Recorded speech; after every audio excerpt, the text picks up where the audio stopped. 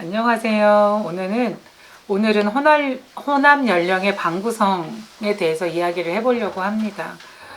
혼합 연령은 발도르프의 대표적인 특징이기도 하지만 혼합 연령은 그 교육적 가치가 아주 매우 높은 방구성입니다.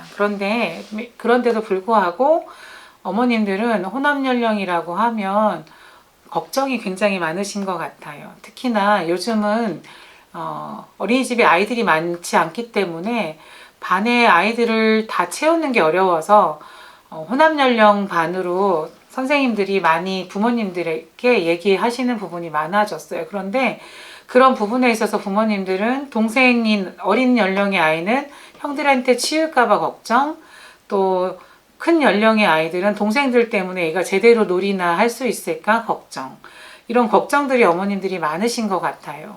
그런데 발도르프 교육은 정말 처음부터 이렇게 혼합 연령을 쭉 해왔기 때문에 사실 지금의 이런 아이들이 없는 시대에서 혼합 연령을 꾸려가는데 그렇게 큰 어려움은 없는 것이 정말 다행이라는 생각이 듭니다. 요즘 아이들은 형제 자매가 많지 않아요. 그래서 외동으로 지내는 아이들은 많은 갈등에 대한 경험이 없습니다. 저도 세 자매인데 세 자매끼리 잘 지내기도 하지만 가끔은 옷 가지고도 싸우고 놀잇감 가지고도 싸우고 먹을 거 가지고도 싸우고, 이런 갈등에서 미안하다는 이야기도 하고 한 번은 화가 나서 울기도 하고 위로를 받기도 하고, 이런 문제 해결 능력들을 그런 형제들이나 연령차가 나는 그 안에서 좀 아이들이 많이 배워보고 해결 능력들을 알아보는 것들이 굉장히 중요한데, 지금은 그런 것들이 이제 외동들을 키우다 보니까 참 어려운 것 같아요. 특히나 또 쌍둥이인 부모님들은 더더욱이나 같은 연령의 아이들이 같은 요구를 했을 때 엄마는 하나인데 훨씬 더 힘들어지는 그런 상황들을 제가 옆에서 많이 지켜보게 되는 것 같습니다. 그래서 저희 어린이집은 형님, 누나, 언니, 오빠, 동생, 그리고 친구들이 함께 작은 사회를 이루고 있는데요. 그 안에서 서로가 어떻게 서로를 배려하고 돌보고 조화를 이루면서 말이나 학습을 통해서가 아니라 삶을 통해서, 놀이를 통해서 많은 문제 해결이나 경험을 하고 있다라고 이야기 드릴 수 있습니다. 그래서 첫 번째로 혼합 연령의 장점은 뭘까요? 라고 물어보신다면 놀이라고 하는 것을 제가 이야기 드릴 수 있을 것 같습니다. 놀이의 동기는 아이들로부터 나와서 진짜 놀이를 할 수 있어야 되는데, 어른이 너무나 친절하게 놀이 세팅을 다 해놓고 완벽하게 자 이제는 놀아봐 라고 아이들에게 자리를 내준다면 아이들은 능동적이 아니라 수동적으로 놀아야 하는 그런 것들로 이제 익숙해지게 되거든요. 그래서 아이들은 놀이도 아주 끝까지 재밌게 노는 어떤 의지가 있어야 되는데, 어떤 목적이나 목표가 다 이루어진 놀이는 아이들은 별로 하고 싶지 않거든요. 그래서 아이들의 의지를 키우는 데에도 방해를 하게 됩니다. 그래서 7세끼리 있을 때 놀이는 제대로 이루어질 수 있다고 생각하세요, 어머님들? 그렇지 않습니다. 왜냐하면 7세들끼리만 있을 때에는 모두 영화의 감독 역할을 하려고 하거든요. 이거 이렇게 해야 돼, 저렇게 해야 돼. 근데 7살끼리 서로 이렇게 저렇게 하다 보면 정말 놀이는 이루어지지 않고 서로 논쟁만 하다 끝나기가 일쑤입니다. 그런데 여기에서 동생들이라는 역할은 배우의 주인공도 되고, 또 어떤 뭐라 그럴까요? 들놀이도 되고, 이렇게 역할을 해주면서 형님들은 감독의 역할을 충실히 할 수 있고, 동생들은 그렇게 형들이 이끌어주는 대로 놀이를 하면서 우와, 형들 정말 대단해, 멋지다, 나도 크면 저런 형처럼 되고 싶어 라는 것들을 생각하게 됩니다.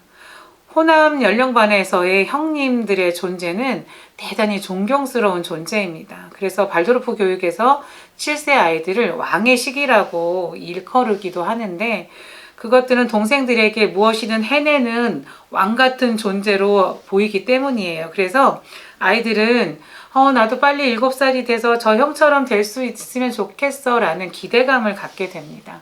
요즘 시대는 사실 기대감이라는 게 많이 줄어들었어요. 어머님들이 아시는 것처럼 아이들이 원하고 바라면 즉각적으로 부모님들이 해결해 주기 때문에 뭔가 기대하고 기다리고 이런 부분이 참 어려운데, 이 안에선 그런 것들이 충분히 이루어질 수 있는 그런 계기를 만들어 줄 수 있습니다.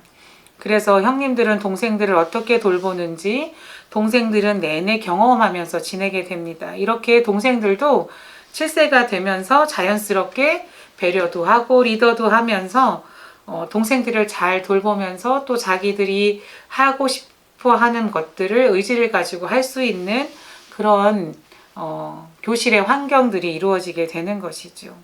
그래서 이것들은 학교에 가서도 크게 발휘할 수 있는 힘이 된다고 저는 생각합니다.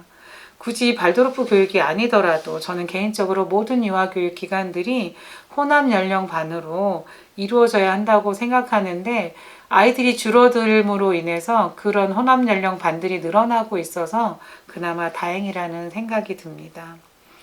현대 청소년 아이들의 문제는 많은 치유들이 필요하는데, 이 치유들은 어린 시절 놀이문화에서 사실 많이 치유될 수 있는데, 이 문화가 바뀌지 않으면 어렵지 않을까라는 생각을 조심스럽게 하게 됩니다.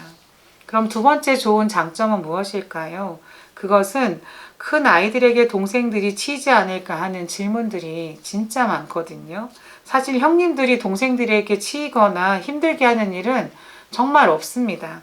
주로 동생들이 막무가내로 형님들이 놀는 것을 방해하거나 뺏어가거나 하는 일들이 훨씬 많거든요. 그렇기 때문에 호남 연령반이 긍정적으로 잘 운영되려면 매우 중요한 것은 연령의 비율과 성별의 비율입니다. 그런데 동생들이 너무 많으면 호남 연령의 장점을 사실은 키워가는 게 쉽지는 않아요. 그래서 어려움이 많은데 현대에는 그 어려움이 더 많아지는 것 같습니다. 그래서 호남 연령이 쉽지 않지만 동생들이 더 많은 시대에 살고 있지만, 그렇기 때문에 교사의 역할이 굉장히 중요한 시대라고도 이야기할 수 있고, 연령의 그 폭도 한두 살 터울보다는 3, 4살 정도의 터울이 같이 있는 호남 연령이 훨씬 더 좋다라는 걸 저는 교사 때 그렇게 해보면서 많이 느낄 수 있었거든요. 예를 들면 6, 7살, 6, 7세 반 혼합 연령은 지금도 많이 있는 것 같아요. 저희는 5, 6, 7세 혼합을 하고 있지만, 제가 초창기 교사로 발도르프 교사였을 때는 4세, 5세, 6세, 7세 네 연령이 함께 지내기도 했었거든요. 그런데 아마 그렇게 한다고 하시면 어린 연령의 어머님도, 나이 많은 아이의 어머님들도 그건 안 될 것 같아요 라고 얘기하실 것 같아요. 근데 우리가 가정을 생각한다면 사실 안 될 거는 아닌데, 부모님들은 미리 걱정하시는 부분이 있다고 생각합니다.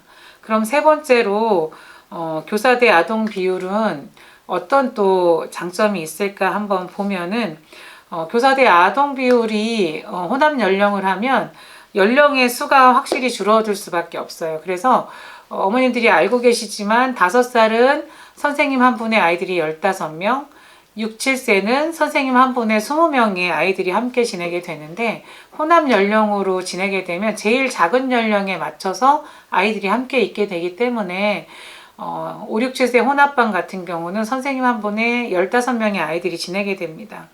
혼합 연령을 하게 되면 5, 6, 7세가 혼합되니까 더 힘들지 않으시겠어요? 라고 어머님들은 걱정하실 수 있는데, 사실 7살들이 충분히 보조교사의 역할을 하고 있고, 또 모범이 되는 선생님의 역할들을 큰아이들이 충분히 해주고 있기 때문에 어린 연령들은 보고 배우는 것들이 훨씬 더 많아지게 되기 때문에 혼합 연령에 있어서 가장 이상적이라고 저는 생각을 합니다. 근데 어머님들이 잘 이해가 안 되세요 라고 하신다면, 예를 들어 보면 4쌍둥이를 키우는 엄마들이 있다고 하고 4남매를 키우는 부모님이 있다고 한다면, 어떤 부모님이 사실 조금 더 편안할까요? 똑같은 연령의 4명이 엄마는 한 분인데 똑같이 나 이거 해줘, 나도 안아줘, 나도 안아줘 해야 하는 부분이 있지만, 4형제가 있을 땐 큰형이 울고 있는 동생을 위로해 줄 수도 있고, 졸린 아이를 엄마가 업어줄 수도 있고, 남아있는 동생을 중간 언니가 또 데리고 놀 수도 있기 때문에 사실은 이렇게 형, 누나, 동생이 함께 있는 이 공간은 굉장히 중요하고 소중한 경험이라고 저는 이야기할 수 있습니다. 선생님 혼자서 여러 아이를 돌보는 것은 정말 쉬운 일이 아닙니다. 화장실도 사실 갈 시간이 별로 없거든요. 그런데 호남 연령반이 주는 가치들을 보면 어디 가서 돈 주고 살 수 없는 정말 관계에 대한 소중함을 배울 수 있다고 저는 생각하고 있습니다. 호남 연령반이 가장 나쁜 유형이 아니라 오히려 유아들에게 얼마나 필요한 것인지를 부모님들은 꼭 다시 한번 생각하시면 좋겠다는 말로 이 강의를 마치도록 하겠습니다. 감사합니다.